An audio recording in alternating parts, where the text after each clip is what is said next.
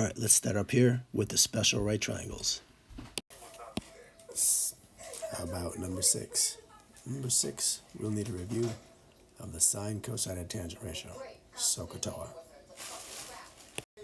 Remember that SohCahToa gives us 3 different equations.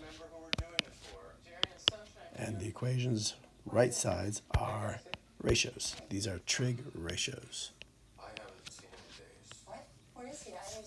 And the left side goes along with an angle. So sine of a certain number of degrees is equal to the opposite side divided by the hypotenuse side length.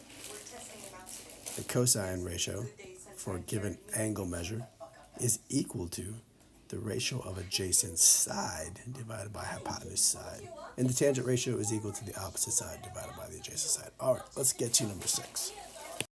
Trig ratios, as we've learned them, are applied to right triangles. And we have a bunch of different right triangles in this picture. In this one picture, we have these 3 different right triangles. You can see them in there.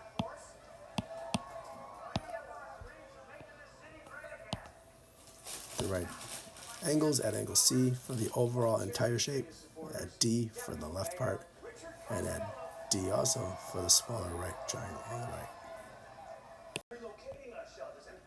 Okay.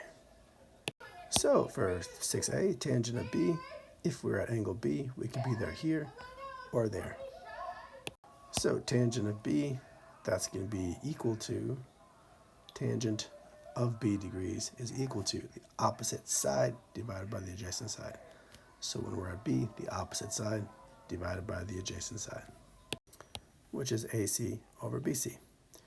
But over here, tangent of B is equal to the opposite side over the adjacent side, which is opposite CD over adjacent BD.